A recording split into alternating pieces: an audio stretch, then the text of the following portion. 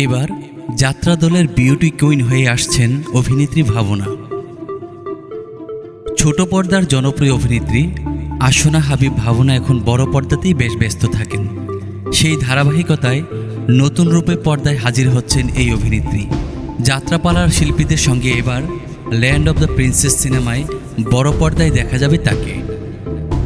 যাত্রার সঙ্গে সিনেমাটির নির্মাতা আসিফ ইসলামের পরিচয় হয়েছিল শৈশবে। সেই স্মৃতি পুনরুজ্জীবিত করতে 2018 সালে নবাব সিরাজউদ্দৌলা যাত্রাপালা দেখতে যান তিনি। সেখানে গিয়ে তার মনে হয় যাত্রাশিল্প এখন পরিণত হয়েছে প্রাপ্তবয়স্ক নৃত্য আসরে।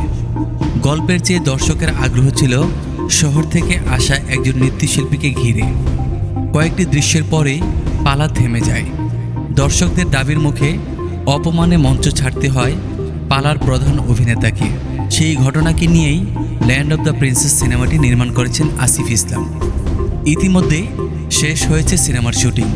ভাবনা ছাড়াও এতে আরও অভিনয় করেছেন অরবিন্দ মজুমদার, মাহমুদ আলম, একে আজাদ সেতু, জান্নাতুল বাকের খান, সালাউদ্দিন শেখ প্রমুখ।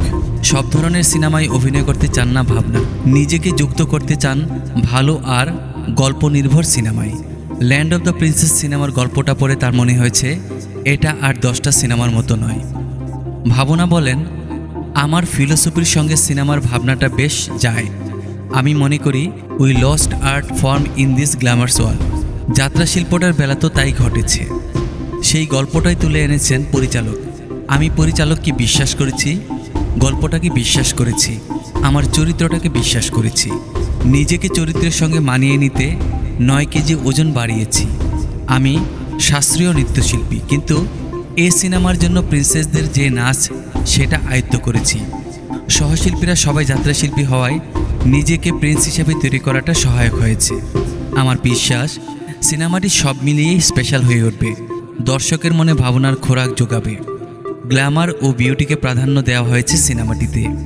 এতে যারা কাজ করেছেন তারা সত্যিকারের যাত্রাশিল্পী, তাই পারফরমেন্সের জায়গা থেকে তাদের জন্য কাজটা সহজ ছিল, কারণ তারা নিজেদের চরিত্রেই অভিনয় করেছেন। নির্মাতা জানান, চলতি বছরের শেষ দিকে বেশ কিছু আন্তর্জাতিক চলচ্চিত্র উৎসবে সিনেমাটির পাঠানোর পরিকল্পনা রয়েছে। উৎসব ঘুরে এসে আগামী বছর দেশে মুক্তি পাবে সিনেমাটি।